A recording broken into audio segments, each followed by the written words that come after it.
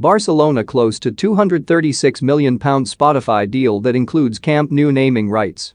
Barcelona's chief executive Ferran Reverter has resigned after 7 months, just as the club are expecting to announce a €280 million £236 million deal with Spotify for the title rights on the redeveloped Camp Nou and shirt sponsorship.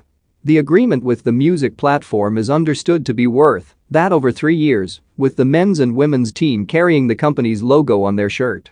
Spotify would also become the first holders of the title rights, known as a surname, for the stadium.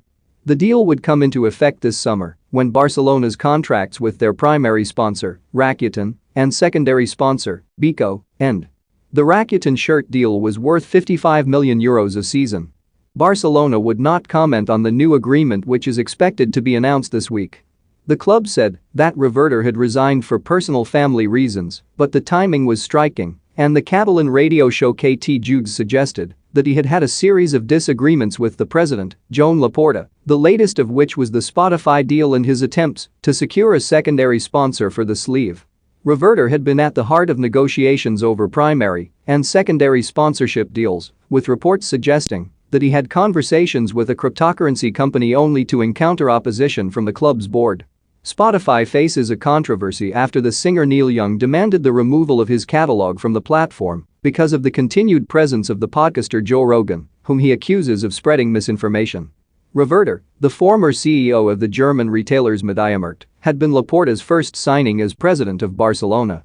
He arrived with the backing of the vice president Edward Rameau, whose energy company Audax had provided the economic guarantees that allowed Laporta to take the presidency.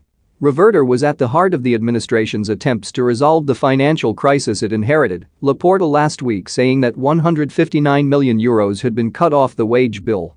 Reverter and Rameau were among those most opposed to Lionel Messi continuing at the club at a time when the wage bill was more than 100% of annual income. He was a firm defender of the Super League project and the Espai Barca stadium redevelopment, for which the club took out a €1.5 billion loan from Goldman Sachs. A statement from Barcelona thanked Reverter for a series of targets met, including the restructuring of the debt, the approval by the fans of Espai Barca, the reduction of the salary mass, and agreements with new sponsors. He will continue until a replacement is found.